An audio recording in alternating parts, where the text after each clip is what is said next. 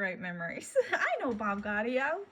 It's so awesome to see that Frankie's admirers share the same passion and love for the things that his brother and Frankie love. It isn't just people that admire him that have all the same sentimentality and love of the past. It's as the artist, it's people all around the world in every field.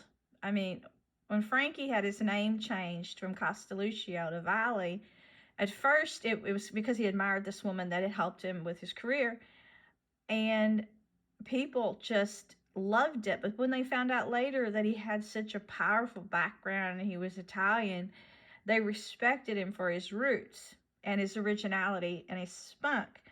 And when I met Gaudio, I had spent a couple years freelance promoting Frankie, met his mother, had an artist do a memory book about gifts I wanted for a gift shop to bring back all of his songs of long ago when kids in my class in school and high school were listening to current artists. I did not want to let the 50s and Frankie style go because I thought it would be a downfall for the music industry. I didn't want the music industry to go rap. And I was on the New York news telling people don't let go of that era, keep Frankie powerful. And after going out west for a while and to the record labels and to his management stuff, hoping that he'd make a big comeback, he finally got to release Big Girls Don't Cry for Dirty Dancing. And I was at the Regis Filming show that day, right in the front, when Frankie was made his comeback. He'd had a big party the night before, and his wife went, and that's where I met Bob Gaudio, and him and his wife, and he was very serious, down to earth artist.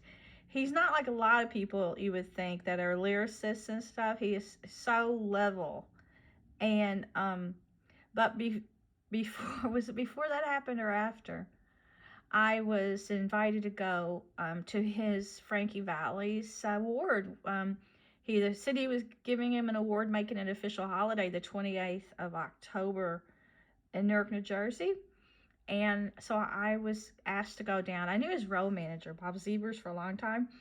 And so I was excited about Frankie getting acknowledgement. I was so thrilled for him. So after I got an airplane ticket, I think it was Air USA or something, I flew. And I had a new outfit for the event. I get there, and as soon as I go to City Hall to find out where the event's going to be, Mr. Martinez sees me, and he takes me in his office. And I have my suitcase and everything. I was on my way to check into, was it the Quality Inn? I think it was on Broad Street, that or the Days Inn. It was a nice hotel. It was a Quality Inn. I can't remember the name. It was been so long ago. And I had on this cream colored dress, and I thought I looked kind of matronly. I didn't have any makeup on. I had my hair pulled back in a braid, and I thought it looked awful. I didn't have time to do my hair or anything because I was waiting for this event. He says he has me sit down with my luggage and everything in the office at the City Hall. He was worked with the mayor. He goes, how would you feel about giving Frankie the award from the City Hall and make it an official holiday? I said, what? He goes, yeah, I'd like for you to present him with the honor. And I was in shock. I said, well, I have to go to my hotel. I cannot wear this. I look awful. I have to put on the outfit I bought. I have to put on makeup. No, you look fine. You look fine just like you are. You're going to wear that. I said, but I look so matronly. He goes, nope. And no, you don't need any more makeup. And I said, but I need to do my hair. No, you can't do your hair. I felt so awful because I had planned this out carefully. You know, I wanted to look good for his event, and I wanted to, because later I was supposed to go out with some of the people that had he grew up with, you know, and all of his best friends and some of his family members. And I wanted to be presentable and look professional. But he refused. He said, no, just like you are. But right before the event started, he came up and really freaked me out. He said, and when you give him the event, you got to kiss him on the mouth. And I said, I can't kiss him on the mouth. That's too intimate. I can't kiss him on the mouth. Just go up and forward like kiss Frankie Valli on the lips. He goes, you got to kiss him on the lips. So whenever the event started, he shocked me again. He goes, well, Sherry came down from Kentucky. And when she was little and her dad was in the Vietnam War, before she met her father, she used to carry Frankie Valli's album cover around. So she didn't know if that was her daddy for the longest time until she met her daddy face to face. But she loved Frankie from the time she was in diapers, just carrying his album cover around, looking at his picture. And then he goes, oh, and this is the Sherry from Frankie Valli's song. This is how she got her name. I didn't tell him that's how I got my name. He goes, she has come, Sherry from his song is going to give him the award. But to make it more shocking, they started playing the song. And they rolled this red carpet down a spiral staircase. And as I'm waiting there for Frankie to come out for this award, he comes down the spiral staircase with the song playing. Boy, Martinez knew how to make me jump out of my skin. And I was sitting there totally oblivious and in total shock. And then when it came time, Frankie talked about how all his dreams had come true that day. And he gave a real tear-jerking, humble acceptance speech. And then they said, well, it's going to be a holiday in Newark every year for Frankie Valli Day.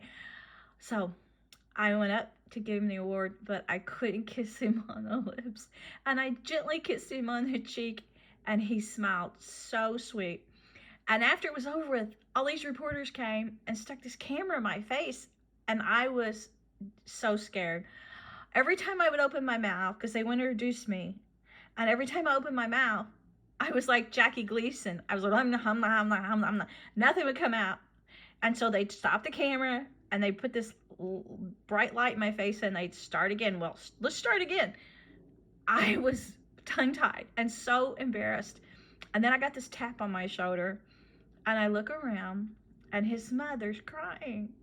And she goes, I recognized you right away. And she threw her arms around me, and she broke the ice and took away my fear.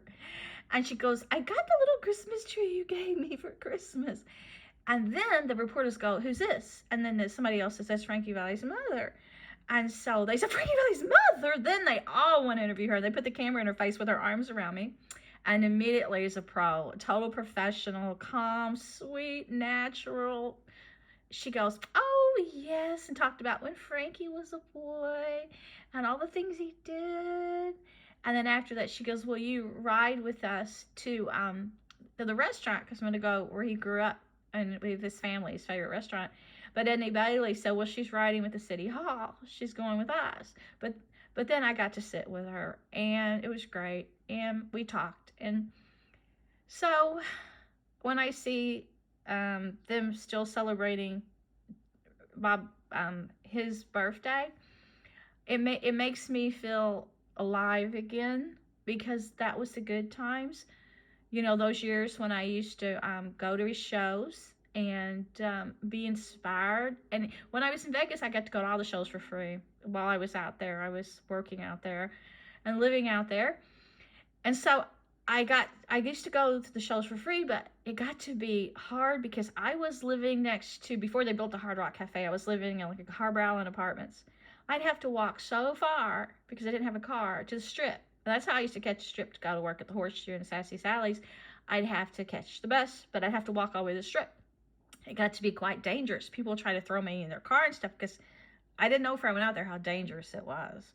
And so my friend Debbie, she did lights for the Four Tops. After I'd been going to his concerts, Frankie's concerts, for free for like a week, I must have gone to 18 concerts. She said, well, come and room with me for a couple nights at the Hilton. I've got a suite. She's real sweet. She's a horse owner. And I said, sure. And so I was out there. I just couldn't believe it. When I would sit in the sound booth on the same stage, and the Four Seasons would be there getting ready for Frankie, and they would be cutting up with the drums and acting silly. And I would think when I was sitting there on the same stage, you couldn't see me because the curtains, it was right where the curtains were at the side, how Elvis must have felt when he used to be on that same stage, because that was when he got so sick he almost died. And his manager, they had to put a ice bucket on his head and revive him. And then his Colonel Tom Parker still made him go out there and perform, knowing he nearly died. So he told everyone he had the flu. And I could see the temptation Elvis must have faced years ago before they had Betty Ford or any drug counseling places. And I don't imagine, as smart as Elvis is, I don't imagine he ever would have gone that far downhill if he'd ever known the danger of drugs. And it totally ruined him. But I was also, they said, oh, he's in his suite upstairs where he used to be. There's his ghost. But I looked up at the lights and everything, and I'm standing there while Frankie's performing, and I'm thinking, that poor boy, just that poor church boy from Tupelo, how did he resist all that? And